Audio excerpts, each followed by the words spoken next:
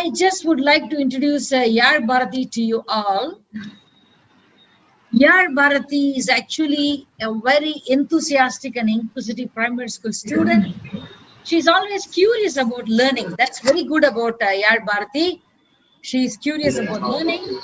She is, let me see, Yazh Bharati's passion is public speaking, and she has been actively participating in oratorical contests, Tamil debates, and other things. And from very young, Yazh Bharati has been traveling along. Don't think she's too old now. She is only in primary 3.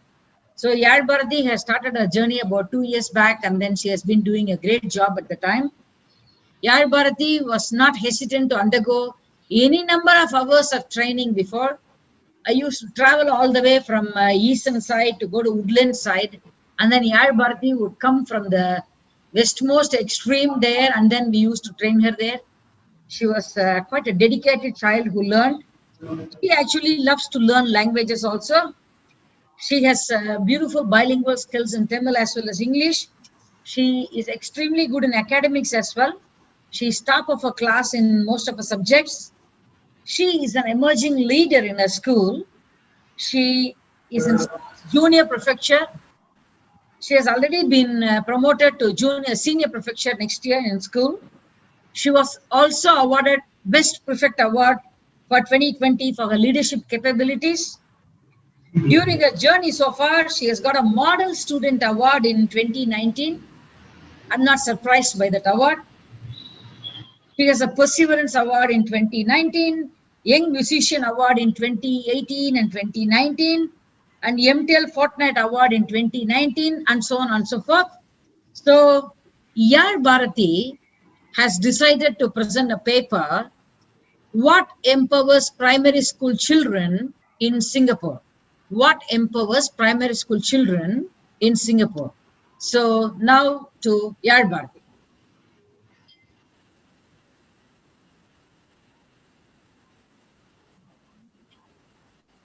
In her house, only her parents are there to make noise. We'll ask them not to make. That's it. She's a solo girl. No problem.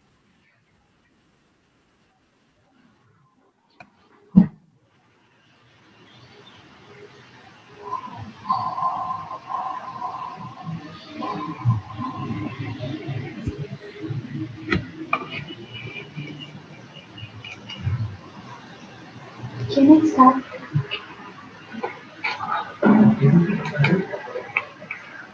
Can I start now? Yeah. Courage is what it takes to stand up and speak and to sit down and listen.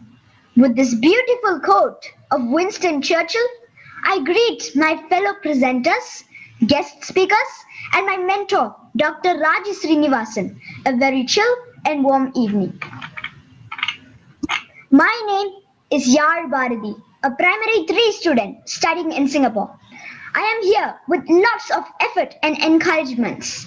I take this opportunity to thank my mentor, Dr. Raji Sreenivasan of Masters Academy of Speech and Training, Singapore, and ACE International for giving me a wonderful platform to present my paper.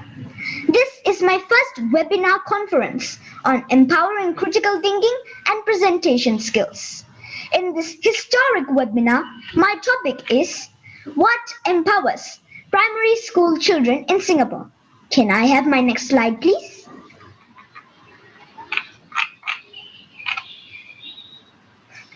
Cambridge Dictionary states that the word empower means to encourage and support the ability to do something. I think that the word empower means for someone to give them the willingness to take on a challenge. This paper aims to investigate what empowers the primary school children in Singapore. People, irrespective of their age, need to know what empowers them so that they will have focus in their life and maintain enthusiasm and willingness to achieve their goals. It is not early, even for primary school students, to figure out their significant strengths and weaknesses in order to evaluate and determine their methodology to achieve their goals. My investigation into how primary students in Singapore are empowered could open up new possibilities for the students in the age group of 7 to 12. I want to present my research on the topic through following facts. Number 1, empowerment through skills, empowerment through curriculum, and empowerment through social interactions. Let me explain one by one. First, empowerment through skills. Sota has shared the following about the students who learn dance.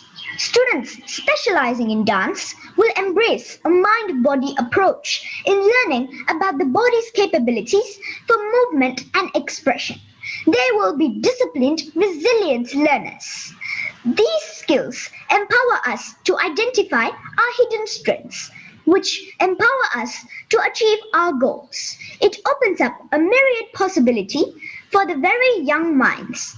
It could free them from a plain obsession with academic grades only in due course. Life skills, which are nurtured in children, play a vital part in empowering them. For example, resilience makes children to bounce back quickly from failure. According to an article in Bright Horizons webpage, one of the most important traits we can develop in life is that of resilience. Being able to take on challenges, bounce back from failure, and keep trying. In the pandemic situation, children proved that they had resilience to adhere to the changes that was announced by Ministry of Education, like following HBL in Singapore during the circuit breaker. Hence, I uphold my statement that the skills that children will have empower them to gain strength about their ability to achieve their goals. Empowerment through curriculum. According to Ministry of Education, Singapore, through CCA, students discover their interests and talents. They develop their character, learn values, social emotional competencies, and skills to prepare them for future challenges. The other main feature in Singapore's curriculum is bilingualism. As the children learn two languages, they are empowered to gain more mental flexibility. As per Channel News Asia's article, in addition, bilingual children show greater mental flexibility. For example, they are advantaged in adapting to new rules and situations.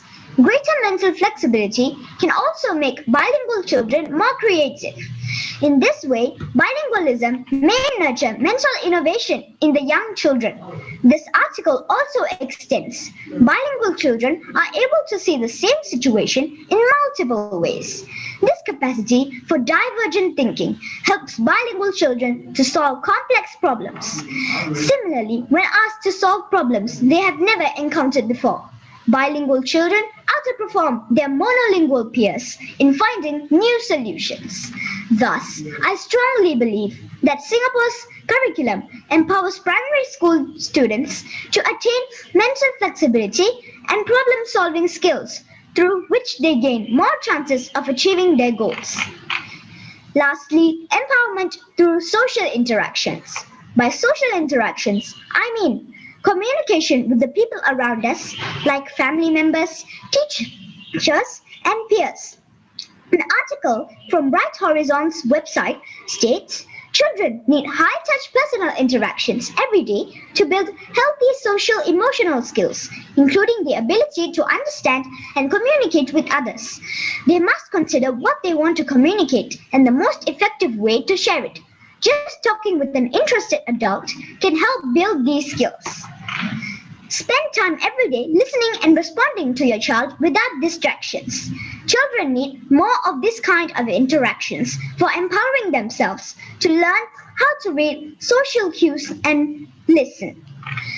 Peer relations has a greater influence in learning. In an article from the website of State University, it is stated that if the student views and works with people who appreciate learning by engaging in learning activities, that the student too will engage in learning and might work harder at learning.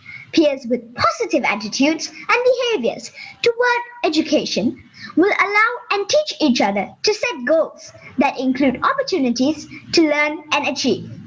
Hence, I highly justify that Social interactions through family communications and peer relations will empower primary school children to gain socio-emotional skills for them to get along with people around them. Can I have my next slide, please? The data was collected through a Google Form survey. I done this survey with 11 people who are studying in Singapore to get their thoughts. For that, I came up with two questions. What empowers you and why does it empower you? The survey results are as follows. 45% of them chose empowerment through social interactions. 18% of them chose empowerment through curriculum. 27% of them chose empowerment through skills, while 9% of them chose hard work for their empowerment. The above survey clearly gives the ideas of the mental makeup of primary school children, which confirms that the social interaction is the essential factor of their empowerment. Can I have my next slide, please? According to me, my family, teachers, and friends play a vital role in my empowerment with their motivational phrases like, "You've done a great job," "Wow, super, you're a superstar," etc. This means a lot to me when I encounter any struggles. Conclusion. Hence, I conclude that the essential skills, perspective, and holistic educational curriculum and social interaction empower primary school children to gain confidence in them, experience mental flexibility, emancipate socio-emotional stability to achieve and attain their goals in life. Can I have my next slide, please? I wish to finish my presentation with this quote.